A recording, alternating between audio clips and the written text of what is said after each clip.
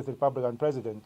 The first one was the agreement that was reached, between the family and the government, and we were told the body was to be repatriated. Some of us even went to the airport, and then that was aborted.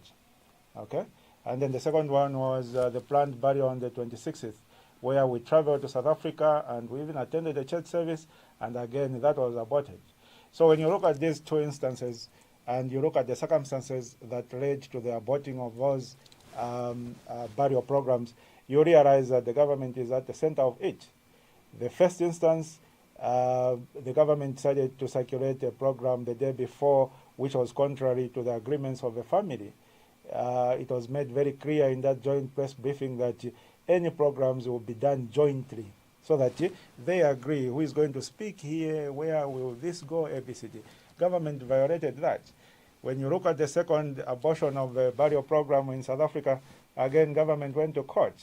And even as we stand here, we hear from the president, Mr. Hakainde Hichilema, telling the nation that he's engaging the Lungu family.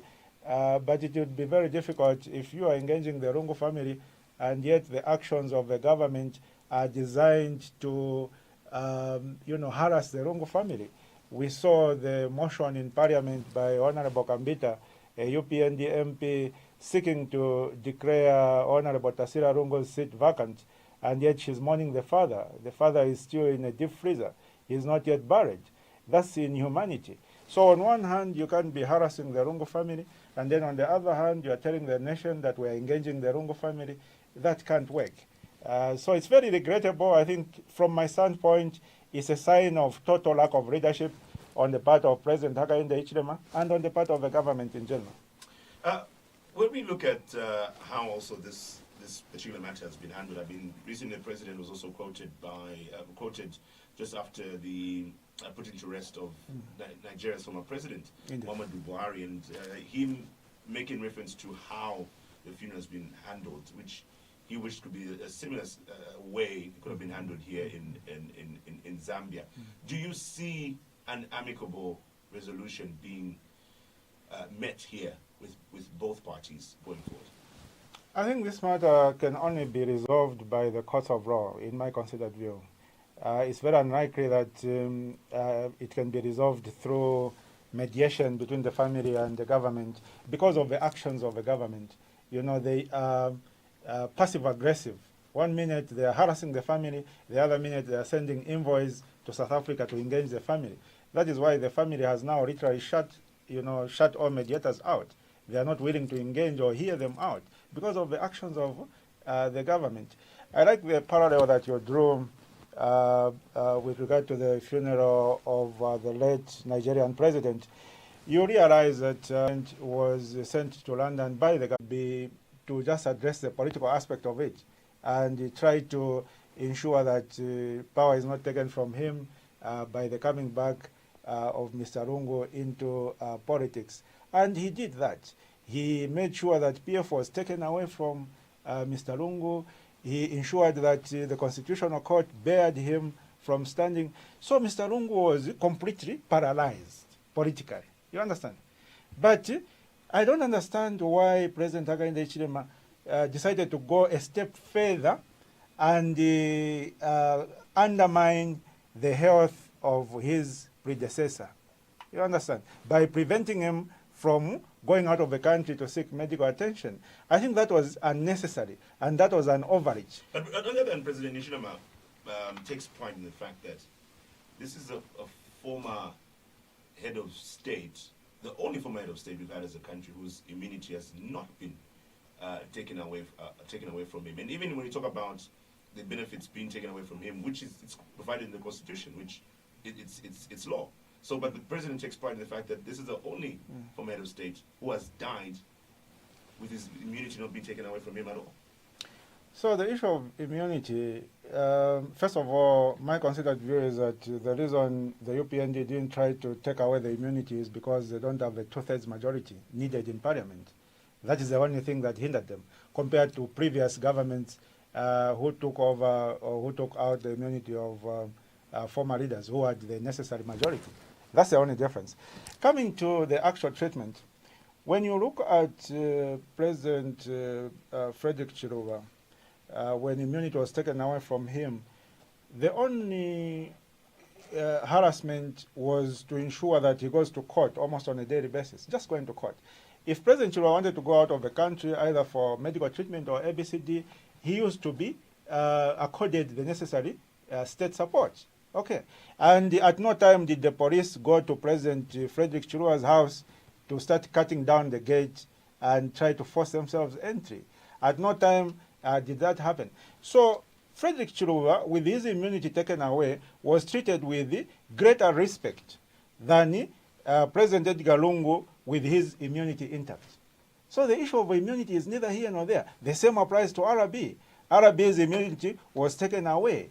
But the only inconvenience that RB suffered was having to frequent court, going to the magistrate's court every time because of the charges that were hanging over him. At no time did the state prevent RB from going out of the country as if he was under house arrest. So when you look at the persecution and harassment that was piled on late former President Lungu, it was, it was very, very aggressive. It was very aggravated. Someone wants to go for medical treatment and you stop him at the airport and they ask you, is he under house arrest? No, he's not. So why are you preventing him? That's a breakdown in the rule of law. You understand? And, this administration of President Hakainde Hichilema has no respect for the rule of law. They don't care about the rule of law. And there are consequences to that. There's a reason why we have a legal system. There's a reason why we have a judicial system. And there's a reason why decisions of the judiciary should be respected. But there's a total disregard for the rule of law under the current administration, which is very regrettable. Sometimes I sit and wonder what kind of Zambia is President Hakainde Hichilema trying to build. You have a judgment, for instance, Chimweka, from the High Court, which Honorable Mao Sampa obtained, which makes it clear that Honorable Mao Sampa is the president of the Patriotic Front. He takes that judgment to the National Assembly. The Speaker doesn't recognize that judgment and still insists on putting Chavinga as leader of the opposition. You have a situation where the Constitutional Court makes a judgment to say stop the constitutional amendment process. It's illegal. And that judgment is taken to the Speaker. The Speaker interprets the Constitution herself as if she's a court. When you look at the Constitution of Zambia, Article 128 is very clear. There's only one institution in Zambia that is charged with the responsibility of interpreting the Constitution. And that institution is the Constitutional Court. So how can you have a situation, the Constitutional Court interprets the Constitution and makes a judgment, and the Speaker reinterprets the Constitution and says, no, there is separation of powers in the Constitution, and the judiciary cannot interfere with the legislature. She's interpreting the Constitution. In what capacity? So there is total breakdown in the rule of law, and it's very regrettable, considering that President Hakainde Hichilema was elected into office on the platform of ensuring that the rule of law was adhered to. So I find this extremely regrettable, Chimaka. As we transition from the sixth Republican president, the conversation around his barrier, to the Tonse Alliance now, where you're a spokesperson, what impact do you see his demise having on the unity of the alliance? Well, it will have some impact. It will have some impact. But you must understand that the Tonse Alliance is a very resilient organization. It was designed in that way. Let me give you a bit of a background to the formation of the Tonse Alliance. So I'm sure you remember the times when the main alliance in Zambia was the United Kwacha Alliance, Yes, UKA. yes. And President Edgar Lungu joined UKA. There were people who founded UKA. I subsequently joined UKA. And while we were in UKA there, we noticed that we were infiltrated, politics being what it is, especially Zambian or rather African politics.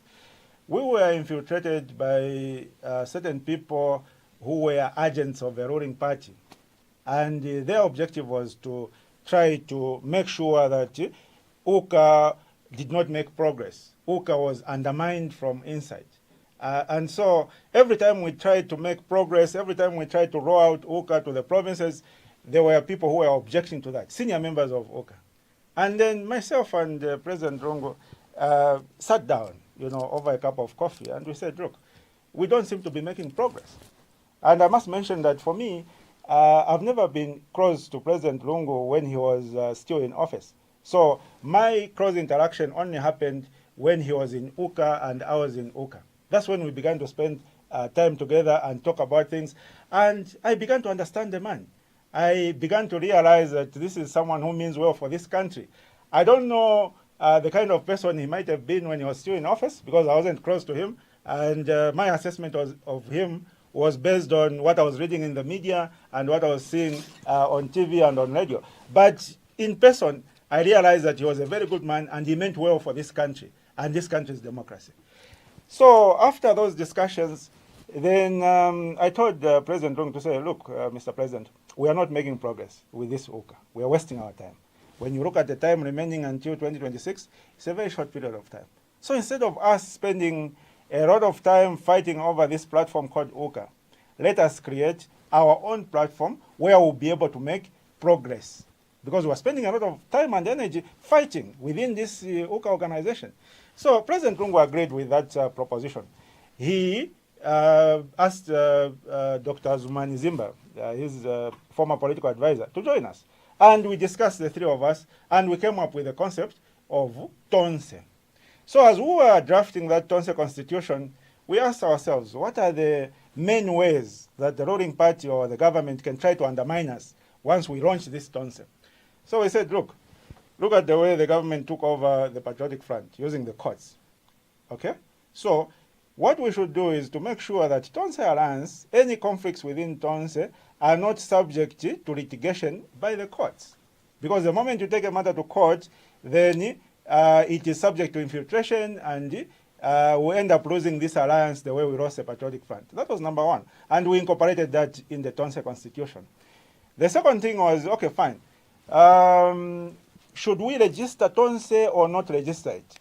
We looked at the behavior of the Registrar of Societies. We said, no. For as long as we make Tonse subject to any state institution, it will be subject to manipulation and being undermined. So Tonse Alliance is not going to be a registered organization under Registrar of Societies or PACRA or any other institution to insulate it from state interference. And then we said, okay, fine. What about the members that we admit? How are we going to make sure that when members come to Tonse and they start misbehaving, causing commotion, they are being sponsored? Because you can't take that out of the table. When people join, they might join with good intentions, and then the ruling party will reach out to them, and then they will instruct them to start undermining the movement from inside. How are we going to address that? And President Lungu, we deliberated on that for a while, for a number of days, until President Lungu proposed to say, look, we can have one of the trusted people as a constitutional chairman for discipline. So the question was, who is going to be that person? Who is going to be enshrined in the Constitution in charge of disciplining any other member who might join in case they misbehave? Which is you, isn't it? Yes. And President Lungu said, no, we'll put you, President Tembo. I said, okay, thank you for that belief in my ability to stand firm in the face of any challenges that might arise. So that is how we structured the Tonse Constitution. From there, we launched Tonse, it gained momentum until we are where we are now. So, to answer your question, is Tonse going to be undermined with the demise of President Lungu? Of course, our momentum has reduced because President Lungu used to provide the necessary unity, the necessary strategic direction, but Tonse is still very vibrant. And should the need arise, where a situation arises, where some members within Tonse are acting at contra purposes to the objectives of the Tonse Alliance, those people will be ejected out of Tonse. But Tonse Alliance, as an alliance, will keep living and will remain firm and will ensure that come 2026, we are going to field the necessary candidates in the election and we are going to win the election. The public perception now is that there seems to be animosity already amongst yourselves, and particularly yourself, like you've mentioned, you lead the team in terms of the disciplinary team.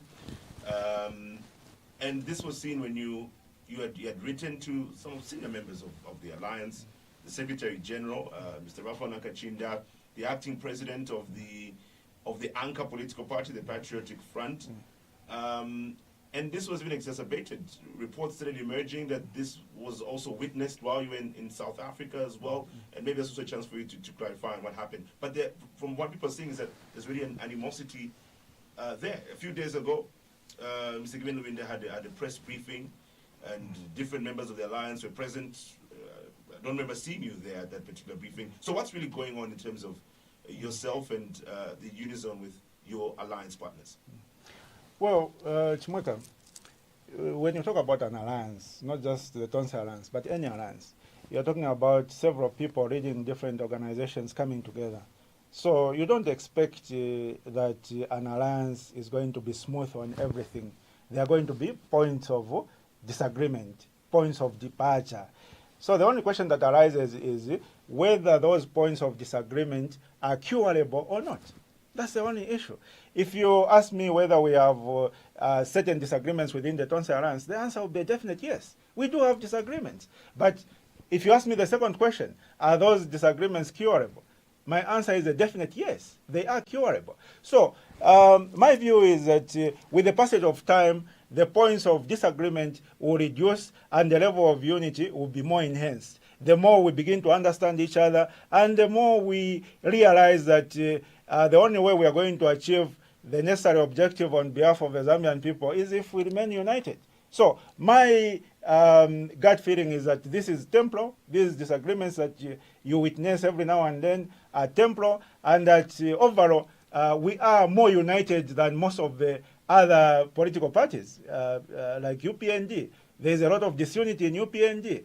But the bottom line is that for us, our disunity is curable, and we are going to move together going forward. What are these disagreements about? I wouldn't want to delve into the nitty-gritties of what I might have said and what this one might have said. It would not be for our best interest as an alliance. I'm sure you understand that. But the reason why I asked that is because, I mean, even when you had written to some of your alliance partners, this came out in the public domain. So have those particular issues that you raised been brought out? Because you raised the concern of trying to oust the then chairman in Edgar Lungu or some sort of collision to do that. Have these issues been resolved? I know it's so if you remember that the first instance where we decided to take disciplinary action against some of the members, the main issue was the audio that leaked from the Socialist Party. I'm sure you remember that. Yes, where I'm sure you heard that audio, so I don't need to repeat it. That was the main issue. And as to whether those issues have been addressed, I wouldn't say they've been addressed. I would simply say that we've moved beyond them. We've put them behind us and focused on the future. In terms of running an organization like an alliance, Chimweka, there are times when you would consider an infringement, and then for purposes of unity, for purposes of moving forward, you don't want to over-pursue it, and you leave it there, despite the fact that it is a clear infringement. So to answer your question on the letters that were issued for disciplinary action, we decided to withdraw that because we felt that our colleagues would have learned their lessons, and that going forward, such conduct would not repeat itself. So that's the background, basically. And in terms of hierarchy, how is this also happening? Because while you're in South Africa, I think it was also, again, in the public domain, it was seen on social media, you were beginning a press briefing alongside Mr. Kelvin Fubebwalia, KBF of the Zambia Must Prosper movement, and this was interrupted. And eventually what we saw was a press briefing where we're going to see the acting president of the Patriotic Front present. And some of the reports that came through is that it was disrupted because you didn't get the blessing of your fellow alliance partners. What are the actual facts of what happened, that particular incident? Okay, so regarding that press briefing, what happened is we informed the media to say we'll hold the press briefing at 11 hours, okay, 11 hours sharp. And all the alliance members were informed we'll hold the press briefing at 11 hours. And for myself, Chimweka, speaking personally, I like to keep time, okay? So if you notice all the press briefings that I've held, if I say it's starting at 10 hours, then 10 hours on the dot is going to start. And, you know, those attributes, when you are operating in an organization, they tend not to be followed by everybody. Different people have got different cultures of how to keep time and so on and so forth. I'm sure you've seen every now and then where we've, as an alliance, we've said we're having a press at 10, and that press has ended up being held at 14 hours. I've never agreed with that kind of approach to timekeeping. So on that particular occasion, we made it clear the press is starting at 11, and that was communicated to everybody. And at 10:55, there were certain members of the alliance who were present, others had not yet come. And I made a decision to say, we are going to proceed with this presser. Those who are late are going to join us along the way, because I don't believe in having African timekeeping management culture. So we started the presser. And then the PeP vice president, together with some of the members of the alliance who were staying at a different hotel, they were staying at Garden Court. The presser was taking place at Radisson Blu. I was staying at Radisson Blu myself. So those who were coming from another hotel came late. And when they came, they just walked in. I don't know whether they probably believed that we were just discussing, we were still talking, and that the press had not yet started. So they walked in, the other one wanted to go and sit. And that is when we said, no, we are already live. Can you please go on the other side of the camera? I'm sure you saw someone walk in front of the camera. Yes. So that's when we said, oh, I think let's just cut. Since we had just started about 5 minutes ago, let's just cut so that we start properly because of this disruption. So that's what happened. And then after that, we started the presser properly, and everybody was seated, and we proceeded with the presser. But politics being what it is, you know, any small issue, even if we are holding a presser, I'm drinking a bottle of water, and I sneeze or whatever, people will make a mountain out of that small issue. And the objective by our political opponents is to try and undermine us as much as possible. So that was a straightforward issue. We started the presser, people walked in, they didn't know we had started, they moved in front of the camera, so we decided to restart the press. As simple as all that. It's good we have you as the Tonse Alliance spokesperson. What's the status of the Socialist Party? Is the Socialist Party officially a part of the alliance? Because last time we heard is that they had made an application to join the alliance, which was subject to approval. What's the status of the Socialist Party in the alliance?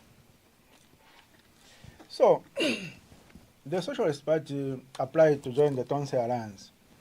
And their application, I must mention, I'm sure you remember, I even issued a statement to that effect.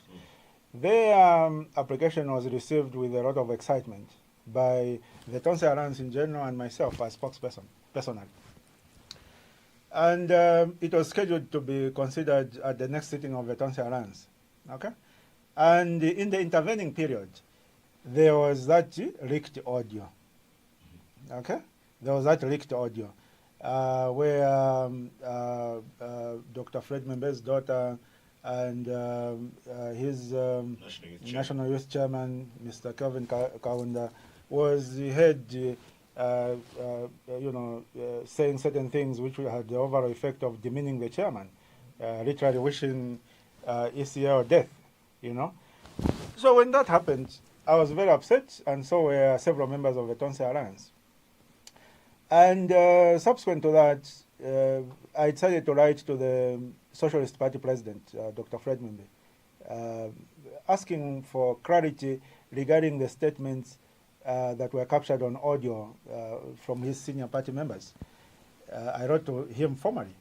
The whole idea was that he would provide clarity on that matter, And with that clarity, the members of the Tonse Alliance would consider those explanations, and then we'll be able to move forward. I must mention that up to now, that explanation has not come from my brother, Dr. Fred Membe, regarding that audio. What happened is that some junior member of the Socialist Party issued a statement basically undermining the letter that we had written to the Socialist Party president, literally demeaning that letter, literally rubbishing that letter. So we said, okay, fine, we are not going to pursue this issue any further. We'll leave it where it is. But from my standpoint, personally, my view is that if the Socialist Party president was to respond to our request for clarification and explain the circumstances in which that audio was made, and that explanation was satisfactory, then myself, together with other, the majority of other Tonse Alliance members, would have the appetite to process that application to join the Tonse Alliance by the Socialist Party. The only thing that is holding that is essentially the decision of the Socialist Party not to explain or exculpate themselves regarding that audio, which left a very sour taste in the mouths of a lot of us who held our Tonse Alliance chairman in very high esteem. The reason I asked that question, it leads me to my next point. Let's talk about by-elections. Yes. And before we look at the by-elections that have taken place, and we've seen results to that effect, let's talk about the one that is coming up.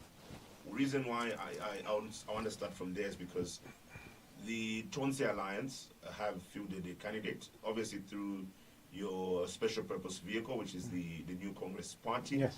But at the same time, we also saw the Socialist Party fielding in a candidate. One would have thought that there will be unity of purpose there, and one particular candidate will be fielded to represent the opposition generally.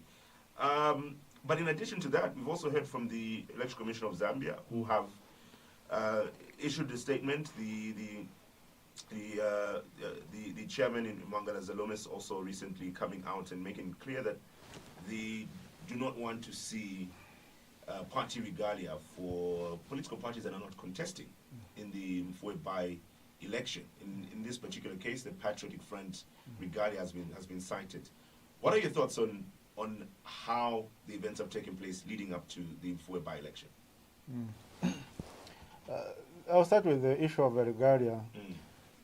When you read the Electoral Process Act of 2016, you realize that there is no provision whatsoever which prevents any political party or any individual wearing regalia if they are not participating in an election.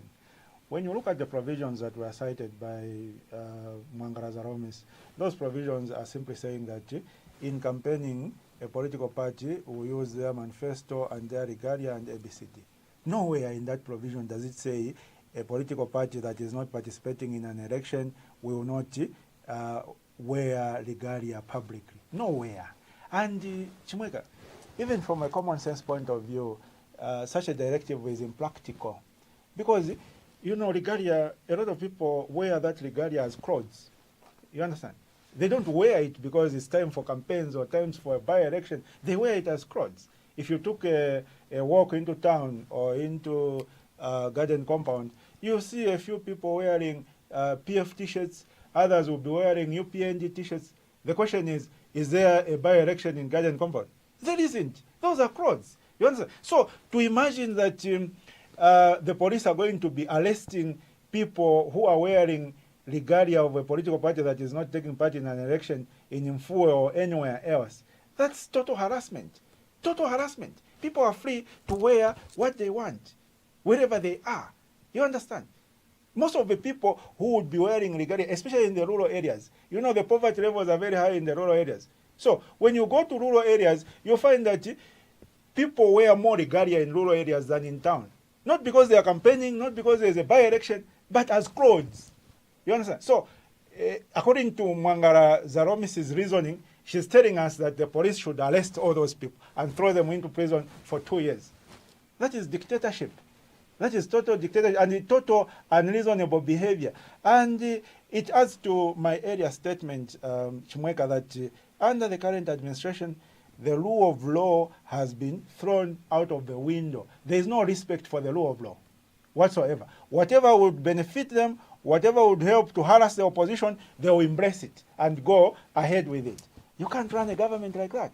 Well, I mean, okay. the chairperson did emphasize that any political party that's not contesting and found with campaign materials generally of these parties that are not contesting will be liable to a fine not exceeding 60,000 or to imprisonment for a period not exceeding 2 years. So what would your message be as leaders of the Tonse Alliance to the general public who will be present in Mfue during this period? Are you going to advise them to desist, or will you dare them to it's not desisting. It's not desisting. It's not desisting. You know, who tests the law? Who tests the law? If someone wants, me, myself, when I go to Mfue, I wear regalia of my party. My party is not fielding there, because as Tonse Alliance, we are fielding under NCP. So when I go there, I wear my regalia. And whoever wants to arrest me, let them arrest me. Then we'll go to court. And then we'll see how they can prove their case. As simple as all that. You can't harass people and then you expect us to hide in a hole just because of your unreasonable behavior, just because you are a government, just because you are in charge of a police, just because you are in charge of a military. You understand? You feel that you are entitled to harass everybody. It doesn't work like that. You know, Zambia is a constitutional democracy, and we are going to insist on our constitutional rights. As simple as all that. I mean, for you, others would argue that for you, you may have the ability to even test the law. Maybe you're able to afford your legal teams and so on. But what about members of the public within that particular area? Are you going to advise them, especially those who are in support of the Tonse Alliance through their respective political parties? Are you going to advise them to stay out, to refrain, according to this particular statement issued by the chairperson? So our position will be to clarify to them that the law that Mangala Zaromis is talking about is non-existent, that there's no provision in the Electoral Process Act which says that if you wear regalia in an area where there's a by-election for a political party which is not taking part in that election, then you are subject to 2 years imprisonment. There's no such law. There's no such provision in the Electoral Process Act. Okay, that's our job, to advise the masses accordingly. The decision of whether to test the law or not would be an individual decision. I cannot advise someone to say, Mr. Peter, go and test the law. You understand? That would be unreasonable on my part. But speaking for myself, when I go to Mfue for campaigns, I wear regalia of my political party, and the following day I wear regalia for Patriotic Front, the next day I wear PeP regalia, the next day Patriotic Front. That's the regalia I'll be wearing in Mfue.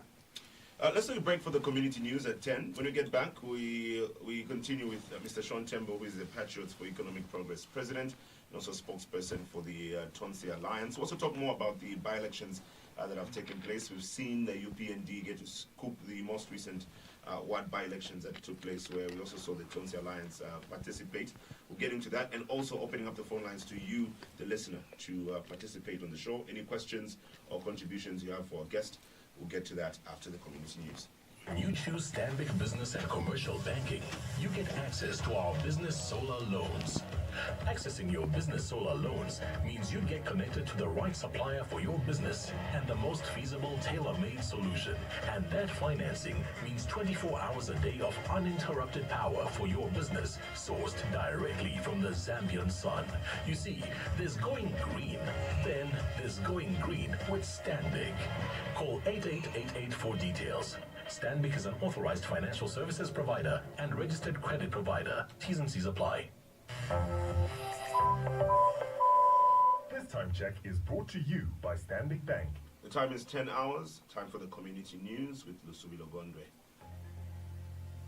The community news on Phoenix FM. Government devoted to ensure girl child stays in school. Kasempa Council to vaccinate over 500 dogs against rabies. To present the community news, I'm Lusubilo Gondwe. Government says it remains committed to ensuring that the girl child stays in school and is supported into a productive future. Isoka District Commissioner Jairo Simbeye was speaking during the Keeping Girls in School KGS Academic Symposium held at Muchinga Secondary School in Isoka District, Muchinga Province recently. The symposium, held under the theme Empowering Girls, Creating a Prosperous Human Capital, brought together pupils from 10 secondary schools across Isoka District, along with stakeholders from education and gender sectors. Mr. Simbeye said government, through the Girls' Education and Women Empowerment and Livelihood Second Project, is working with the World Bank and other partners to improve access to education for vulnerable girls, particularly in rural areas. The DC noted that more than 170,000 girls have been reached countrywide, with around 2,000 having completed secondary school. And Isoka District Education Board Secretary Debs Belvin Wali says the Keeping Girls in School initiative is targeted at vulnerable and at-risk girls to help them remain in school and complete their education. Kasempa Town Council has embarked on a mass vaccination campaign to immunize 500 dogs against rabies following a surge in reported cases and growing public health concerns. The Director of Veterinary Services, Katongo Jerry, disclosed that rabies is a deadly zoonotic disease that affects not only dogs and cats, but can also be transmitted to humans through bites from infected animals. Dr. Jerry expressed gratitude to ProHunt Zambia Limited for donating 500 rabies vaccine doses to help combat recurring rabies outbreaks in the district. He noted that the turnout on the first day was low and appealed to the community to take full advantage of the vaccination campaign to help make Kasempa District rabies-free.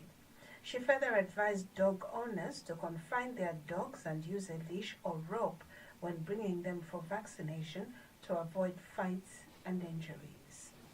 To end the community news, another look at the headlines. Government devoted to ensure girl child stays in school, and Kasempa Council to vaccinate over 500 dogs against rabies. Keep listening to Let the People Talk. The community news on Phoenix FM. Hello Zambia! Microfinance Zambia has some great news for you. It's the Ungabatiola Naisetatiola promotion. Get a loan and win at home. From 9th June to 10th October 2025, MFZ has scrapped processing fees. Get a loan and win instant rewards like airtime, vouchers, branded gifts, even bags of mini meal. Every loan gets you an entry into the grand draw to win amazing home appliances like fridges, flat screen TVs, microwaves, gas cookers, and more. Listen to this. Refer a friend and get extra entries into the draw. The more you refer, the more chances to win. That's not all. Interest rates have been reduced for all new recruits during this promotion to give you financial relief. Visit any MFZ branch today. Borrow smart, win big. Ungabatiola, Naise Katiola. Terms and conditions apply. Microfinance Zambia, your gateway to financial freedom. Imagine having the financial freedom to live life on your terms. With the ABSA Ultimate Plus account, you can manage your finances, save for the future, and access personal loans. Plus, enjoy travel insurance, a credit card, and retrenchment cover when the unexpected happens. If that's not value, I don't know what is. Let's help you write the next chapter of your ultimate story. Call 5950 to open an Ultimate Plus account today. Your story matters. ABSA. Your name just got called, but where are you? Where are you? Where are you? The vehicle registration number is ALK. So if your name is Mr. Abel Tembo, please do give us a call.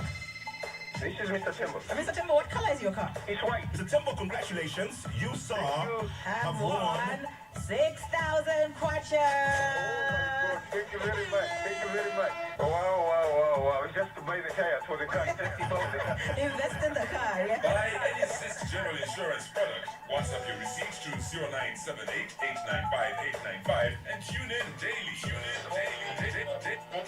Your moment can come and go in a heartbeat. Call 226 one and win if you're listening. Only on Phoenix FM. On Phoenix FM. Powered by Zisk General Insurance.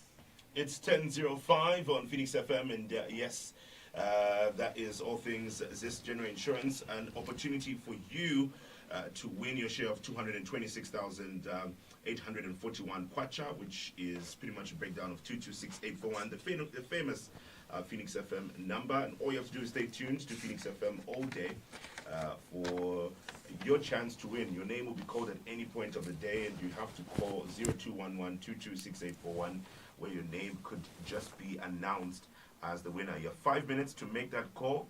If not, that money gets to roll over and the opportunity will be given to someone else. For you to be eligible, you need to get yourself some Zisk General Insurance. So what we just been listening to there is a winner from earlier this week, so I'm told, who is Mr. Tembo, ironically, who had won his share of the money as well. We are joined by another Mr. Tembo in studio for today's edition of Let the People Talk, the Patriots for Economic Progress president, and Tonse Alliance spokesperson. Now, before the break, we talked about the forward by-elections. By the way, someone just sent a message here saying the vice president has just read the law in parliament on the regalia enacted in 2016, so go on and campaign in wrong regalia other than that of the candidates in the election at your own risk. That's coming through from Vositani, who's sent that message. But looking at the by-elections that have taken place prior to the fourth by-election, we did see in Lumezi, the seat was won by the United Party for National Development. Other by-elections, in terms of what by-elections, whether it's in Solwezi, in Kalurushi, in Joma, all these have gone towards the UPND. Do you think this has any reflection of generally how people feel? Because I know that you, as the Tonse Alliance, have expressed your thoughts on the governance of this country, which you say leaves a lot to be desired, getting much better. But when we see people voting as they are for the UPND in these by-elections, doesn't that counter your arguments? You know, Chimaka, I always tell people that our friends in the UPND are very bad students of history, for the simple reason that what is happening to the UPND right now is exactly what was happening to the PF between 2016 and 2021. Are you aware that between 2016 and 2021, the PF won all the by-elections in Western Province and Northwestern Province, parliamentary and local government? But fast forward to 2021, they didn't win a single seat, not even councillor. Okay? So how do you reconcile that? That's a question that the UPND should be asking themselves before they congratulate themselves for winning these by-elections and before they feel too inflated and believe that it is a testimony of what the outcome of next year's elections are going to be. Okay.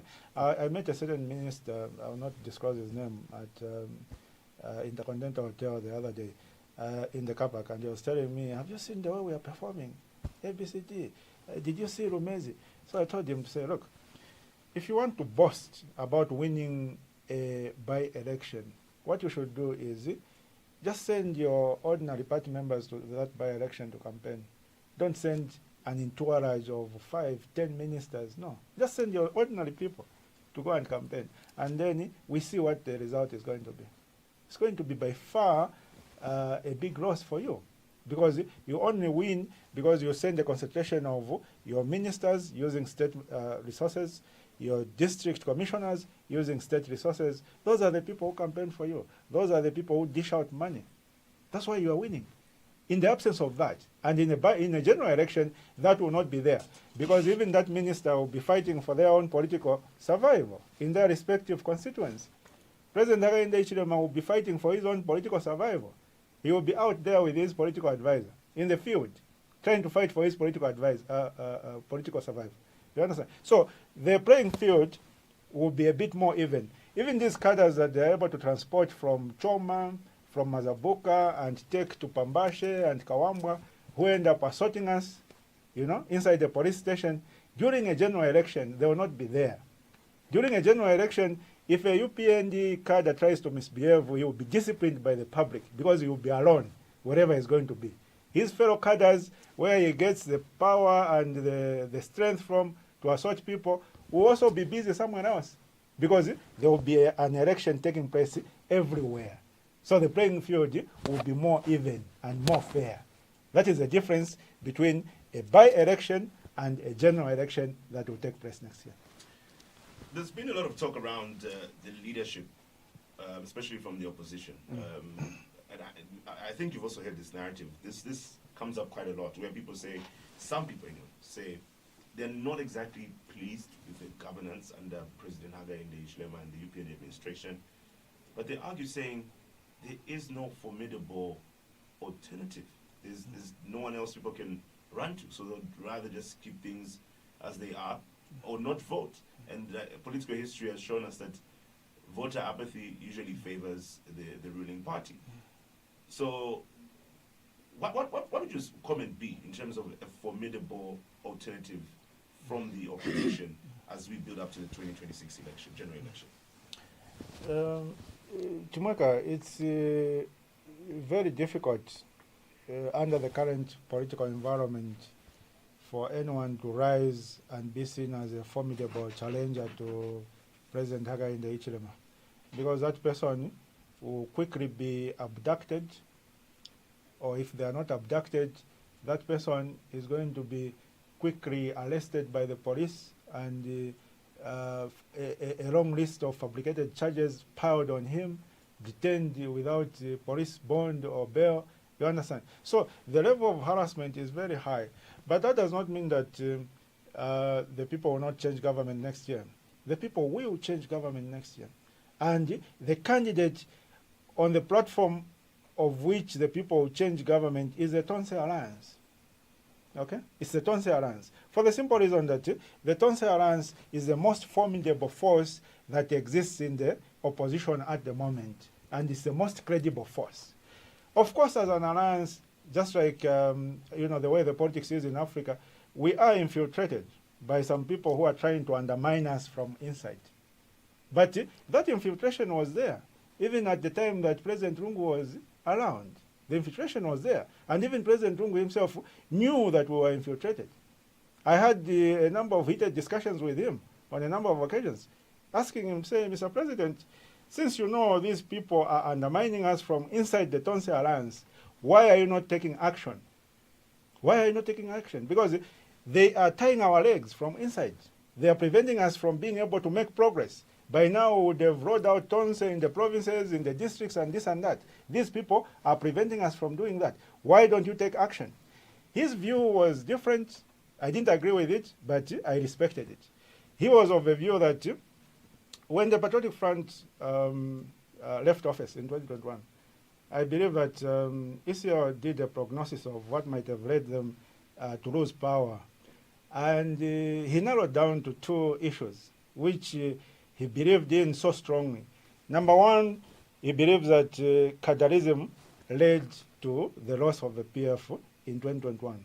So in the Tonse, when we started rolling out Tonse, I'm sure you've seen, Chimweka, that we go to Kawambwa, UPND cadres beat us up. We go to this place, we're always complaining being beaten by UPND cadres. And I told ECA on a number of occasions, say, we are capable of mobilizing our own cadres to challenge the UPND cadres. We are not short of youths who can challenge them. So that even as we go on the ground, we have the protection of our youth. But the president used to resist that because he didn't want Tonse to be seen to be having cadres, so to speak. But the reality of our politics is that it's very difficult for you to maneuver on the ground if you don't have youth, whether you call them cadres or whatever, to protect you. Otherwise, you'll be harassed. You'll be slapped by the opposition cadres, and you will not be able to do your campaigns. The women you come with from Lusaka to say, let's go and campaign, once they are slapped twice, thrice, they will run back to Lusaka. So you can't make political progress without the cadres. You need the cadres, but you need them to be disciplined, not the way the PF cadres were when they were in power now. You need the youth, but they just need to be disciplined. But you need them for you to make any political progress.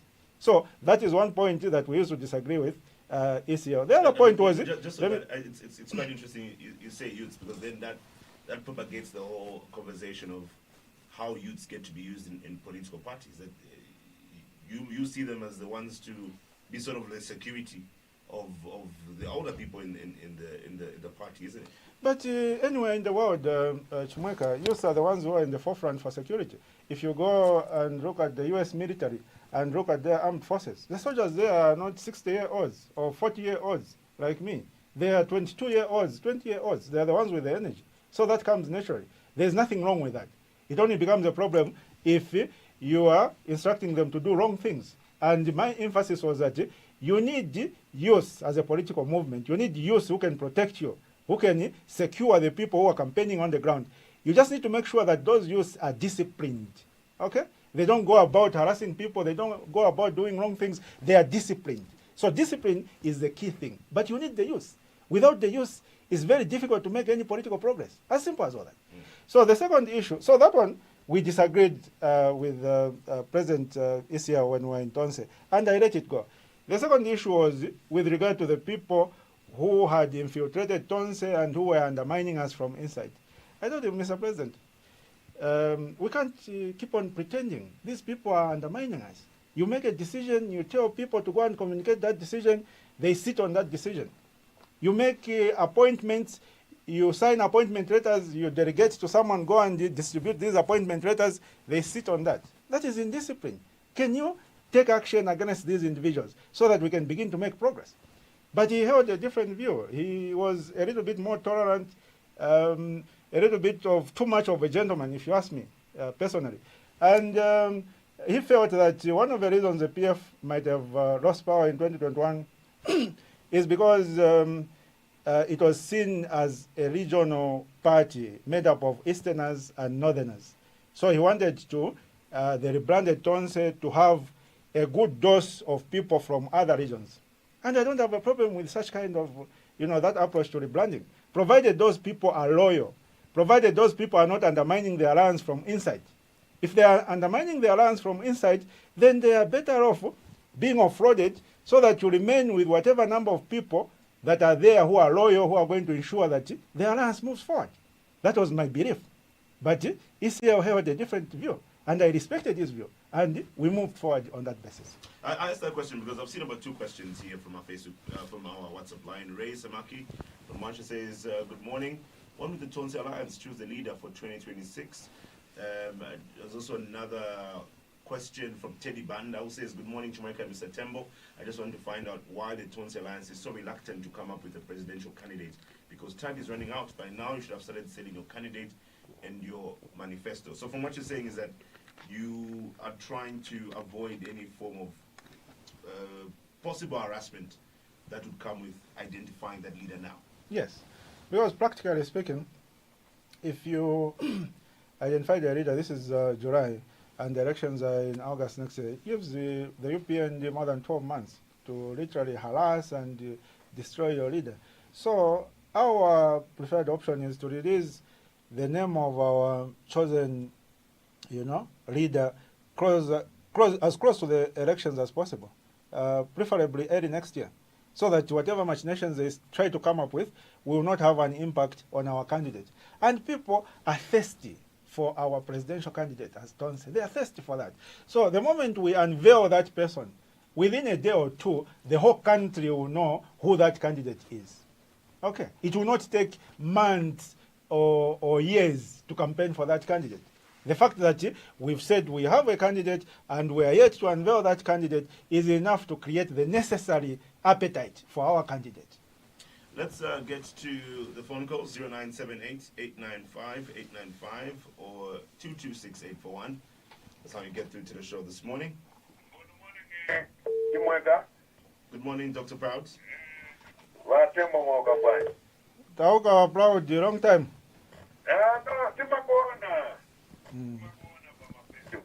For example, I want only to comment. I want to carry out Madam Speaker to say we don't want any regalia. For example, if we war break out, that leader who's in that regalia. If in short term or in short term. In the UPND, we are alliance with the party and the Mutante, whatever we have. But during the campaign, they don't wear any regalia apart from UPND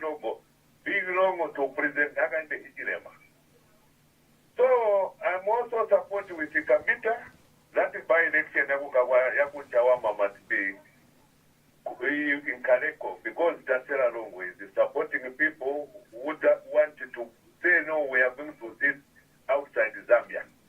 Now that was outside Zambia in the MOP. But the combination Tembo Kuchawama. We are not shortage of people. This is quarreling you, Shoni Tembo, to say, no, what and what. Defend yourself as an independent. Don't insult to HH.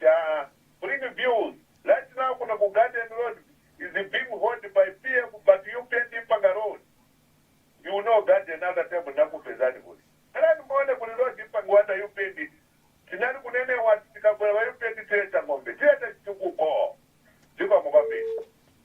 All right, thank you, Dr. Proud. 0978-895-895 or 226-841 are the numbers you use to get through to the show this morning.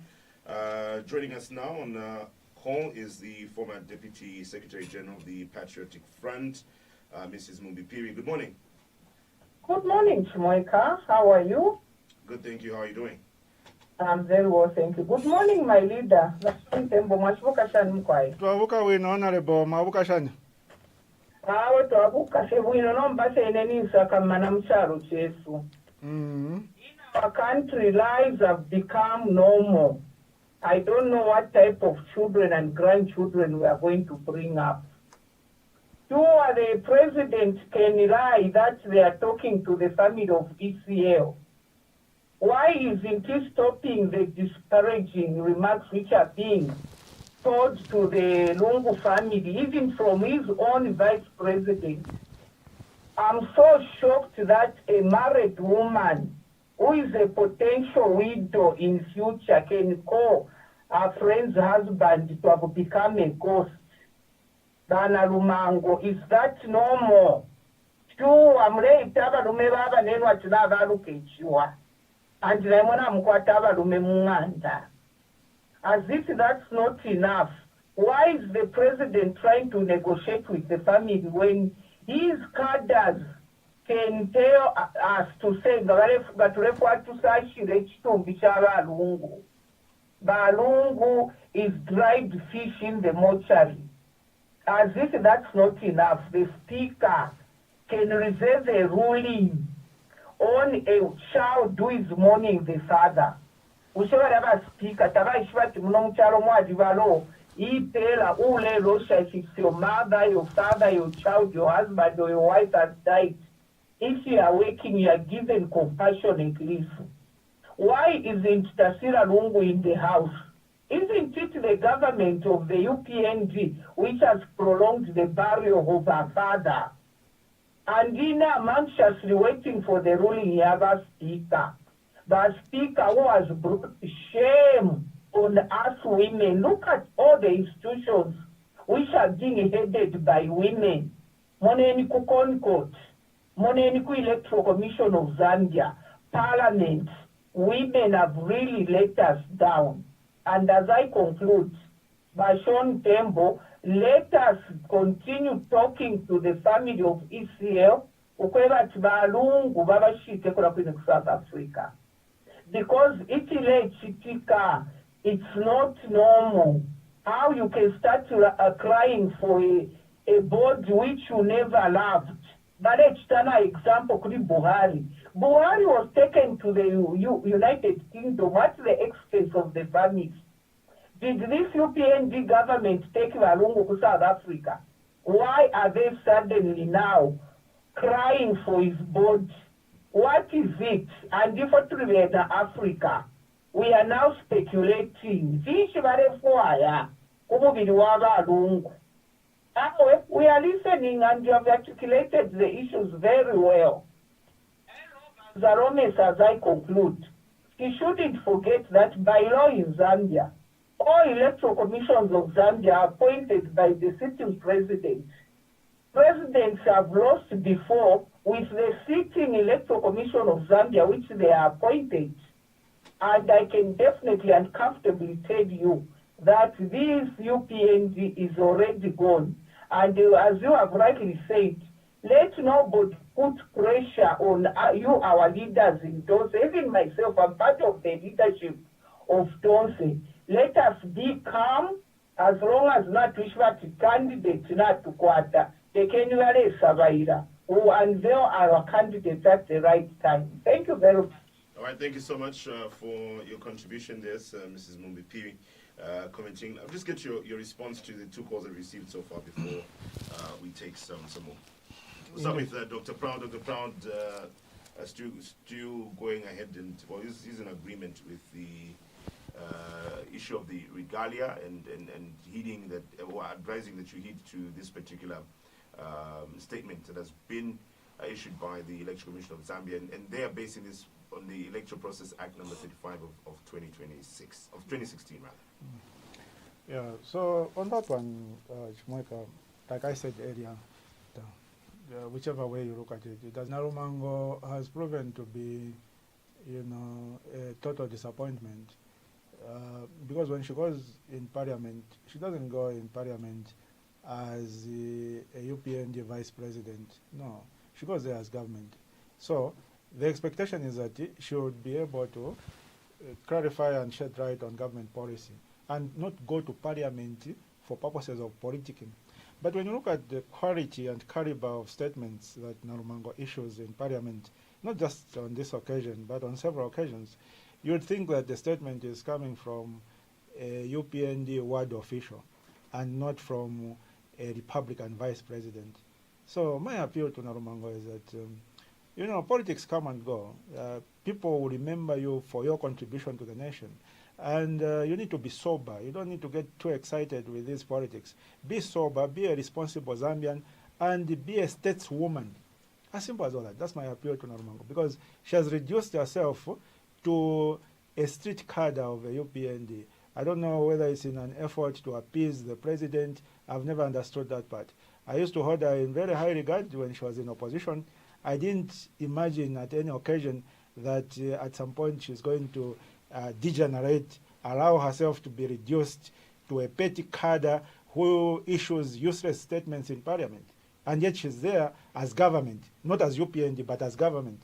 So let her change her attitude. Let her be a stateswoman when she's speaking to the nation, the language she uses, the way she relates to people. You can't disrespect and insult the late former President Edgar Lungu and say he's now a ghost who will leave you with his body, Mukasashire. You can't speak like that. You're a senior government official. Speak in a responsible manner. Speak in a respectable way so that the Zambian people can respect you as a vice president of the republic.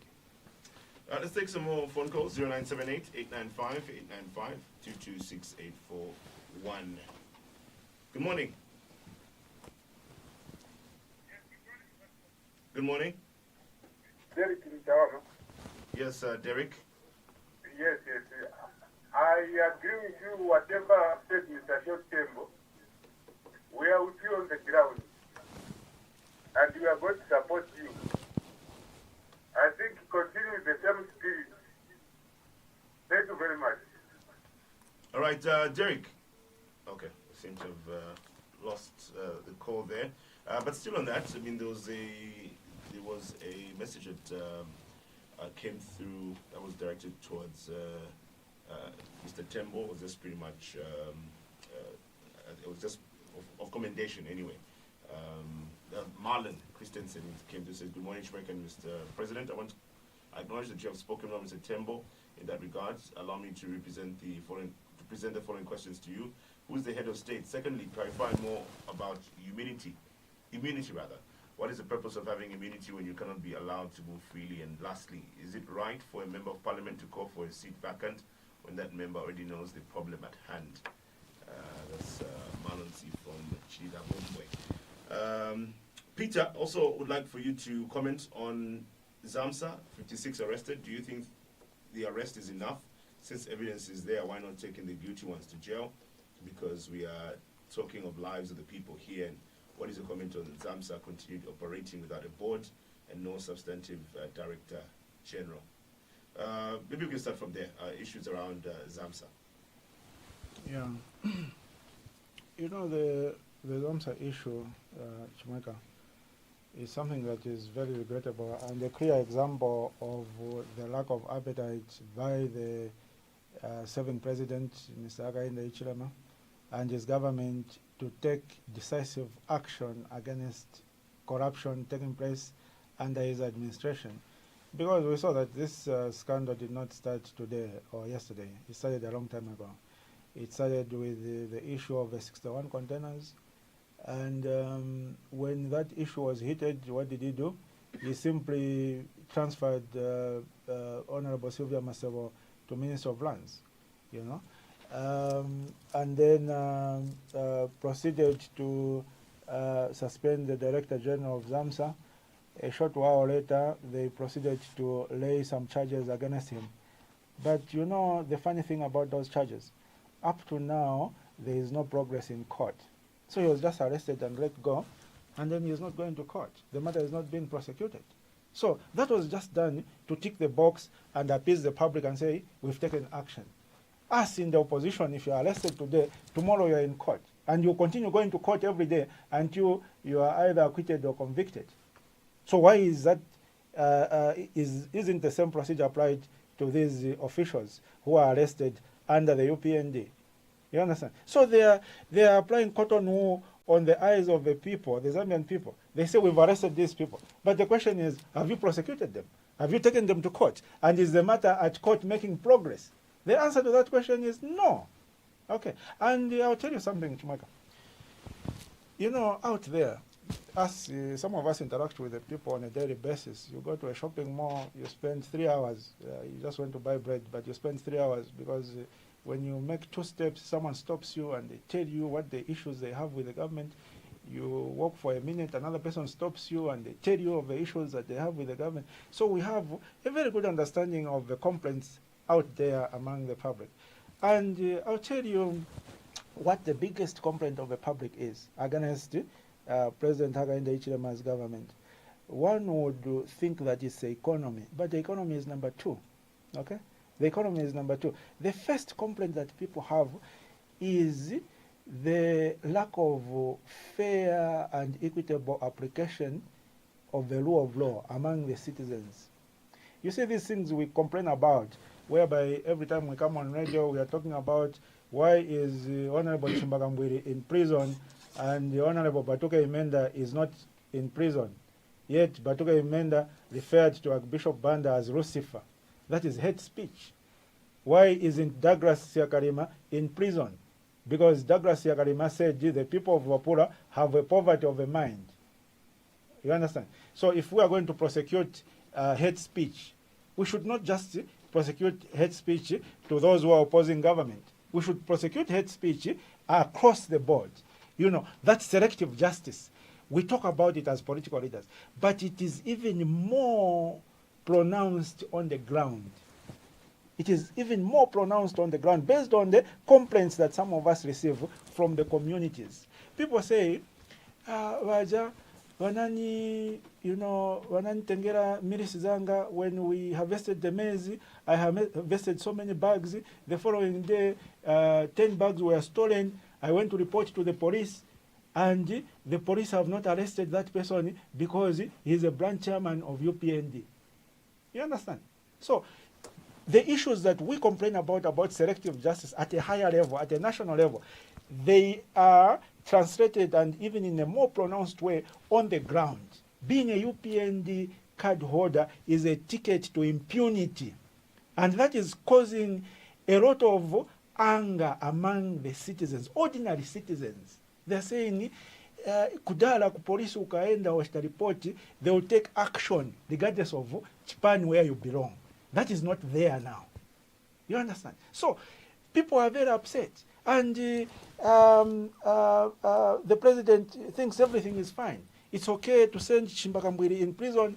And when we try to prosecute Batuke Imenda or Douglas Yakarima, I personally took them to court, to the Magistrates Court. I filed cases against each one of them. And in accordance with the law, I wrote to Gilbert Piri, the DPP, for consent to do private prosecution of Honorable Douglas Yakarim. You know, Gilbert Piri refused. And yet the evidence was there. The evidence was there. I also wrote to Gilbert Piri about prosecuting Batuka Imenda, the SG for UPND. Gilbert Piri refused. In Kawamba, we were attacked inside the police station. I was stabbed. I filed the case. Up to now, there is no progress on that case. You understand? So there is total selective justice. And as a country, as Zambia, we can't afford to live like this going forward. That is the reason why, come next year, we are changing government. Come rain or sunshine, we are changing government. Let's get to more phone calls. 0978 895 895 226841. Good morning. You're through to Let the People Talk. Who is on the line? Yes, I'm Opson Tembo, common known as HH. That's from Tembo Mabuka. Twabuka wino mwabuka buti wadala. I hope my Tonga is good. The thing that I would want to mention is that in the first place, Vashon Tembo, we are one people. I greet Madam Mumbipiri, the just previous caller. We are one people in this country. Please, as you are going to radio station our leaders politically, especially in political sense, the first thing you should try to say on radio station is to unite us, the citizens. The ones you are saying you need the youth to protect you, for you to survive as a politician.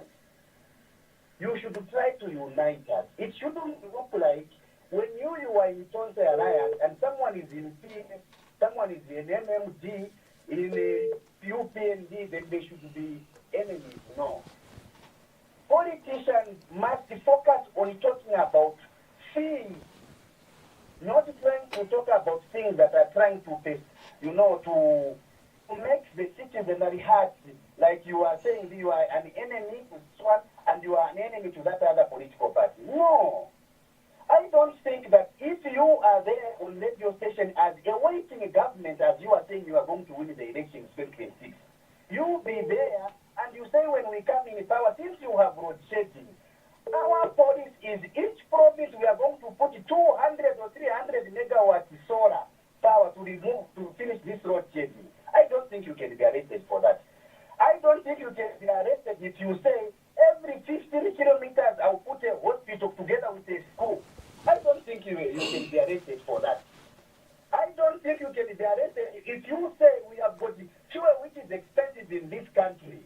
And I'm going to persuade them, whoever is having refinery, whatever in Africa or the whole world, to put a plant here so that we can finish the fuel as the finished product here, or ethanol blended so that we have cheaper fuel and the cost of living should be cheaper. Who can arrest you for that? Those are the things I want as a citizen to listen from you so that I decide. But if you come and tell me that no, Tonse Alliance is what and what, you are trying to push, I have to think as if you are an enemy to HH, you are an enemy to Nebasimum, you are an enemy to this other one. That's not right. Let's do things accordingly. We know these are politics, but let's play politics cleanly. I think that's more important for me. All right, thank you so much. Can I respond to that? Let Edgar be buried there. He was my president. He was president even to HH. So he deserts us. He can be buried somewhere else. I'm just asking, is it right?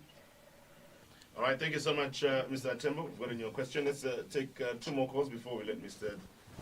Tembo here respond. We've lost the call there. Try again. Hello, good morning. You're through to Let the People Talk. Who is on the line? Thanks very much, Tumoika. This is Mr. Makondo. Yes, sir. Please go ahead. Thanks very much. Good morning, Ashon Tembo. Good morning, sir. First of all, can you retract the statement you made? You accused the Honorable Vice President wrongly. You talked about Kusashira. It's not the Vice President who said Kusashira Mubiri Wabalungu. No. Can you retract that statement?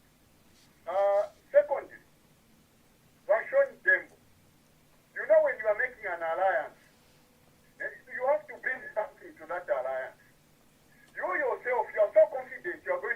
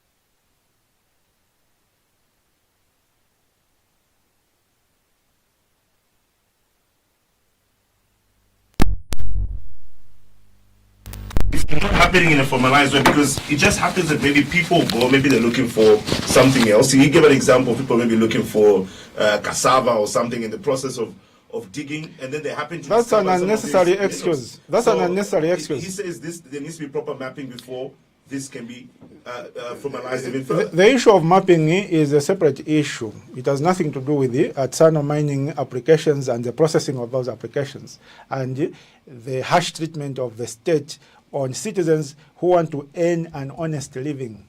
It has nothing to do with that. These are citizens. They are unemployed. They are no jobs. They are willing to work. They are not stealing. They are willing to work. Why not facilitate them? Why not allow them to do the mining? Why not come up with a tax when they've mined and they want to sell their gold? Why not come up with a tax and say, oh, you pay 15% or 10% and begin to collect some revenue? What is wrong with that? You understand? Why should you send armed police with live ammunition to go and kill your own citizens who want to make an honest living? Where is the morality in that? There's no morality. There's no morality in that. Just because you are able to afford 3 square meals, you stay at community house, food is not an issue, and you think that every other Zambian, food is also not an issue. These are Zambians who want to earn a living. And when we say earn a living, we are not saying they want to drive a car or they want to build a house. No. They want to eat. As simple and basic as that. They want to earn a living so that they can buy food and eat. And you send the armed police officers to kill those hardworking citizens. There is no morality in that. There's been a concern also from the UPND who have said this matter has been generally politicized, and the argument is that in as much as yes, there's need for jobs, there's need for people to earn an income, but right now, and that's why even people are using this particular term of illegal miners, because they're illegal because you are not issuing them with licenses. Issue them with licenses so that they are not illegal anymore. So until that is done, they are being regarded as illegal miners, and that's been the concern. And they are now saying that as politicians, this matter has been politicized because right now there's people who are not designated. And also, you know, there's a total lack of transparency in the way the government is handling this whole gold issue. We have Kaseseri mine, okay, which the current government, the current president promised when he was in opposition that when he comes into office, he is going to ensure that the citizens are empowered to mine there. Before the PF left office, they created a company, a gold mining and trading company. I'm sure you remember that, which was meant to take over operations at Kaseseri. That company is still there. It's owned by the government, a gold mining and trading company. And which is, by the way, 95% owned by the government. Let me just finish. 5 by the chiefdom. Let me finish. You are distracting my line of thought. So, ever since the UPND took over office in 2021, Kaseseri mine and that company which the PF incorporated has never been operational. What the UPND did is they took ZNS soldiers and they took them to Kaseseri to guard Kaseseri mine. For 4 years, no activity whatsoever at Kaseseri gold mine. The question is, what is happening inside there? Because when you send the security personnel to cordon off an area, it means the public, the media, no one has access there. So the question is, for 4 years, what is happening inside there? If you asked me, I believe that there's a lot of illegal mining taking place there. You understand?